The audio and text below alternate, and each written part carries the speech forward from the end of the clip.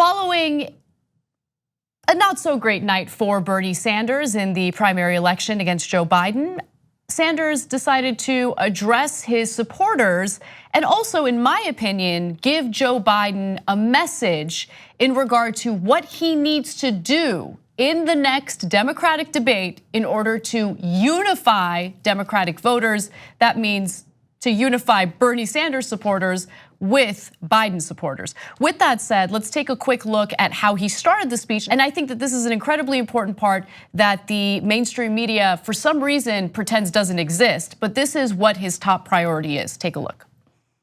Let me begin by reiterating what I have said from day one of this campaign. And that is that Donald Trump is the most dangerous president in the modern history of our country, and he must be defeated.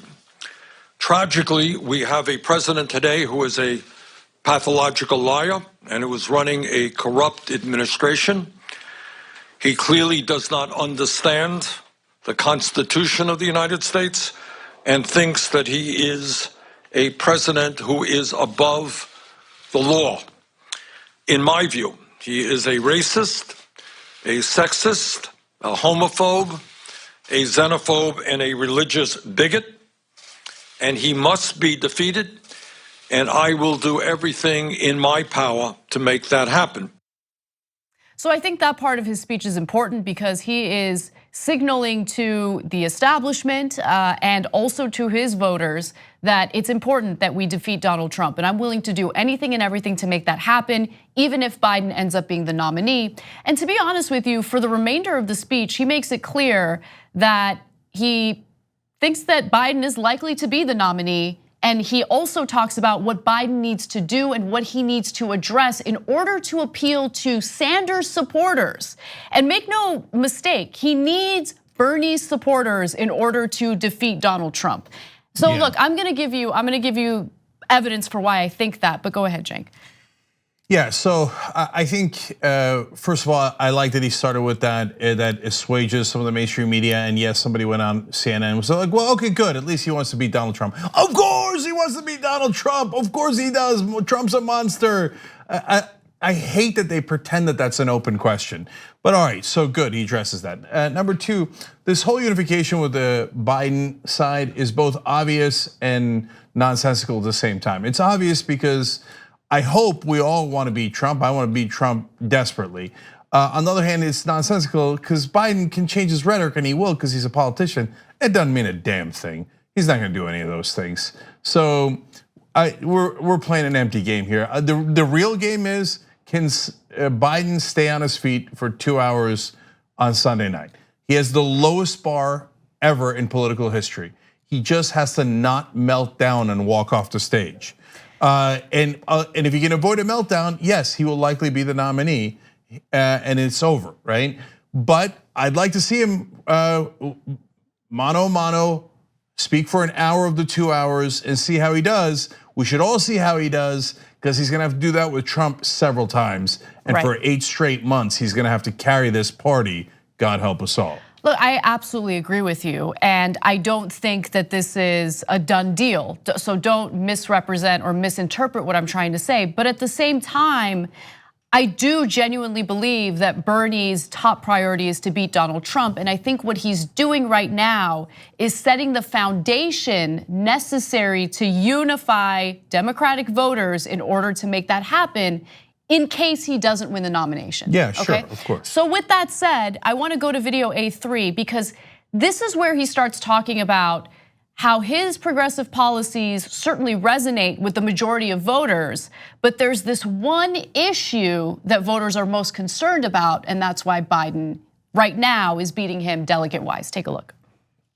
Today, I say to the Democratic establishment, in order to win in the future, you need to win the voters who represent the future of our country, and you must speak to the issues of concern to them.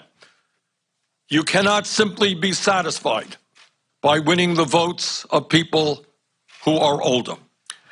While our campaign has won the ideological debate, we are losing the debate over electability. I cannot tell you how many people our campaign has spoken to who have said, and I quote, "I like what your campaign stands for.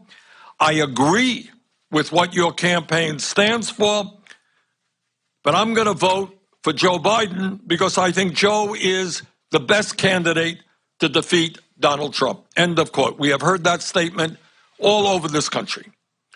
Needless to say, I strongly disagree with that assertion. But that is what millions of Democrats and independents today believe. Look, all of those never Trumpers and establishment Democrats who are angry and enraged at Bernie Sanders for refusing to drop out right now. The same people who are saying, no, the Sunday debate needs to be canceled. We shouldn't do it. Bernie is being terrible for not dropping out right now. Understand, like, listen to what he's saying. Please, I know that a lot of you get paid millions of dollars for your bad political analysis on cable television. But for a moment, just sit down, put your thinking cap on, and listen to what he's saying. Because what he is essentially saying right now is, my policies are popular, but people are worried that I'm not electable, I can't beat Donald Trump. They think that Biden can beat Donald Trump. So in order for Biden to actually beat Donald Trump, he needs to appeal to my voters. He needs to appeal to my supporters. And so then what he does is he provides a cheat sheet. He's like, I'm looking forward to this debate. And then he starts listing things that Biden needs to study up on and be prepared to answer in the debates. Go ahead. Okay, so before we get to that cheat sheet, first of all, I actually thought that was perfect. Yes. Because number one, he's being honest and admitting we lost the argument over who's more electable. We lost it. Sad day for us. And that's true. He did lose it. And is it because it's true? No, as he acknowledges, it's not true. But and we know why. It's the media. The media said it 1,000 times. It didn't matter if it was true or not. And they did mass propaganda. So I'm going to get to that in a second as well. But he's like, look, we won the ideological battle. It's true. He's won the younger voters in overwhelming numbers. We talked about this last night. The same numbers in Missouri and Michigan. Roughly speaking, 70% of voters that are over the age of 45 voted for Biden. 70% of the voters that are under the age of 45 voted for Sanders.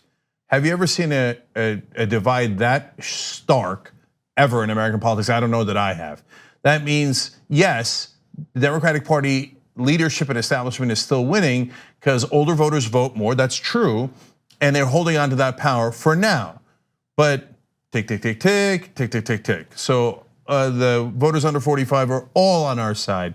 So what Sanders is saying is, you better address those guys, otherwise you're gonna lose the party altogether, and you might even lose this election. Now, how does the media respond to that? New York Times has an article, headline, the media, young voters, Sanders spreads the blame for his decline. I can't. It's like they want to lose. Like their heads are so far up their own asses that they don't understand that their own thinking will cost them this upcoming general election. And that's the frustrating thing. Again, just sit down for a second, okay? Like relax and listen to what he's saying. Because what you're about to hear in this next clip is a cheat sheet for Joe Biden. The question is he gonna listen to it? Sorry, one last one before the cheat sheet. Subheading for the New York Times article. As Bernie Sanders has seen his fortune slide, he has cited a number of factors that portray him as an aggrieved outsider. I can't stand these people. I can't, and they can't see how biased they are. It's amazing. No. They're really like the professional reporters. They're very objective, you know? That's right. Objectively, you should be against Bernie Sanders, said the objective person. Yeah. Okay. With that said, here's Bernie Sanders offering a cheat sheet to Joe Biden.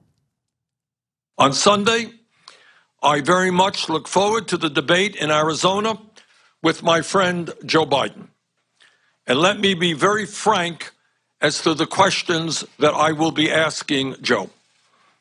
Joe, what are you going to do for the 500,000 people who go bankrupt in our country because of medically related debt? And what are you going to do for the working people of this country and small business people who are paying on average 20% of their incomes for health care. Joe, what are you going to do to end the absurdity of the United States of America being the only major country on earth where health care is not a human right? So he goes on and on lists. Yeah, it's a lengthy list. Right.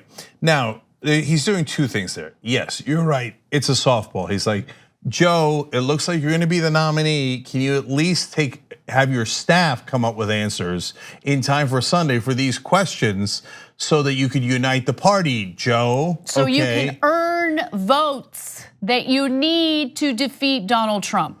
There is no person who'd like to win a debate who tells their strategy ahead of time. Okay, now, having said that, this is also one of the few opportunities that Sanders has left where the press is still paying attention. The minute he drops out, they're all screaming at him, drop out, drop out, drop out, drop out. The minute he drops out, they're like, he's irrelevant.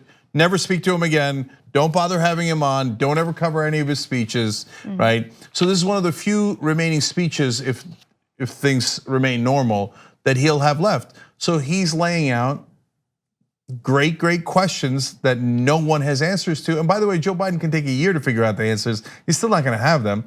His system would still bankrupt 500,000 people, 100% guaranteed, it's a fact. And everybody in the media is hunky-dory about it. They're high-fiving over it. They're like, oh, we saved some taxes. Other people are gonna get bankrupt, who cares? Bernie Sanders, drop out, okay? You're a aggrieved person. Okay, so yeah, but that's his platform, and I love that he plugged it one more time. And maybe the media, people in the media, this is of course not their job. Their job is not to do journalism, it's not to be inquisitive, it's to do propaganda on behalf of the establishment. Maybe they could actually listen to those questions. And if you're an editor at the New York Times, maybe you could put someone on it like, hey, wait, how come none of us have ever asked Joe Biden that question? They know why they haven't asked that. They know they want to give him the upper hand. Whatever, look, we know what they are, we know what their objectives are and their agenda is. But the point that I'm trying to make is, look, Biden and the establishment need to understand that Bernie Sanders supporters aren't just going to tuck tail and vote for whoever the Democratic nominee is. Some people might find that gross, some people might disagree with that, but hey, that's democracy, right? And so people want to feel that they're going to the polls, they're taking time out of their day to wait in a long line to vote for someone who's going to, in the very least, represent some of their best interests. And if Joe Biden doesn't make that case, voters are not gonna show up, okay? We're gonna have a repeat of 2016, mark my words. And I'm not saying that to threaten people or insult people. I'm saying that because it's just the fact of the matter. And so what is he gonna do to reach out to those voters? Because simply doing a quick speech on the night of a primary election and saying, we welcome you, come join us, is not enough. The immediate response to that is, but why? But why? Why are we gonna join you? What are you offering to progressive voters who want someone to offer something to vote for, not just someone to vote against? Maybe he could have only 4 major bankers in his cabinet rather than the 5 that he's planning right now. I mean, that's at least a start. So when we talk about the debates, and when I say the media's never asked them this, it's a literal question in terms, or a little statement in terms of at least the debates. Remember, you've seen with your own eyes, the moderators ask about at least a half a dozen, might be a dozen times, how are you gonna pay for Medicare for all? Every debate, how are you gonna pay for it? How are you gonna pay for it? Reinforcing the frame that it's really expensive, when in reality, it costs less money than this current system. But have you ever seen a single moderator ask any of the moderates, do you have a plan to address the 500,000 people who go bankrupt every year because of medical bills? Now, I could come up with a dozen questions like that about healthcare. Do you have a plan to save the lives of the 68,000 people who die every single year because they don't have insurance? Or are you planning on letting them die? Now, that's a very harsh question, but it's real. But they would never ask that of a moderate because they'd say, oh, that's rude. It's not rude when you ask super hard questions of progressives framed in a negative way, but they don't even consider the idea of asking a question from not a progressive perspective, just one that is a factual question in that regard that is challenging to the moderate position. It's unthinkable for the New York Times, for any moderator at any of these debates, and then they wonder why we think they're not reaching out enough. So finally, to what Anna's saying, I love the moment when the primaries are over, because we instantly here at the Young Turks become the most powerful people in America. What? Because immediately the Democratic establishment thinks it's our responsibility to get everyone to vote for the establishment candidate. No, sorry, that's not my job. And if we don't do that, it's not the establishment candidate's fault. That poor guy just happens to be the candidate, right? It's that it wouldn't be his responsibility, obviously. Right. It's all of a sudden our responsibility to put on pom-poms and go, J-O-E, Joe, Joe, Joe. And drive all of you to vote for Joe Biden. And by the way, I asked some of my friends, colleagues, etc. So if you think it's my responsibility entirely, which is hilarious, how do you expect me to do that? Because Joe Biden does not have any policies we agree with. He just doesn't. He's against Medicare for all. He's against Green New Deal. He's not prioritized getting money out of politics at all. In fact, he swims in money in politics. Doesn't want to do Wall Street regulations. He's going to put in 4 to 5 cabinet members who are from Wall Street, etc. So, is your request of me to lie to my audience and then overnight all of a sudden say, you know what? I decided that Joe Biden is a fantastic candidate. Not only should you vote for him against Donald Trump, which I think I would vote for any Democrat against Donald Trump, and I'll tell you that 1,000 times. But apparently I'm supposed to get you excited about that. No, that's not, I mean, that's not our job. And if that hurts your feelings, then you can screw off, okay? Because I'm not, here's my plan moving forward, okay? I'm gonna vote with my conscience. And I'm gonna ask my audience to also vote with their conscience. But I'm not gonna judge people, I'm not gonna go after people if they don't vote the way that I feel is the best way to vote. That's not my job. It's not my job to make a case for Biden. It's Biden's job to make a case for Biden. And last thing on that. So look, you guys, we share our perspective. We're honest about it. I'm going to vote for a Democrat against Trump. There's no question about it. You guys do what you want. I don't. You actually know best. I don't actually control you. Okay, you control yourself. Even though the established media apparently doesn't believe that, and established Democrats don't believe that. But it is funny though how they think we're complete and utter trash, right? And they're so dismissive of us until this situation occurs. Then all of a sudden, look at how influential they are. They absolutely need to do exactly what we want them to do. No, I have no respect for you. I don't care what you want us to do. But the last thing I was going to add is, look at their view of the media. Their view of the media is your job is to do propaganda. If your real opinion is that Joe Biden is not exciting, do not tell your audience that.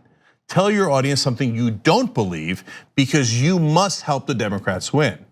No. That is not how media is supposed to work. But they all believe that so much, which betrays them, which tells you, no, they actually think the media is propaganda. Democratic establishment thinks that, and so does the establishment media. That's why they get mad at us for not joining in on their propaganda. That's just amazing. Thanks for watching The Young Turks, really appreciate it. Another way to show support is through YouTube memberships. You'll get to interact with us more. There's live chat emojis, badges. You've got emojis of me, Anna, John, JR, so those are super fun. But you also get playback of our exclusive member-only shows and specials right after they air. So all of that, all you gotta do is click that join button right underneath the video. Thank you.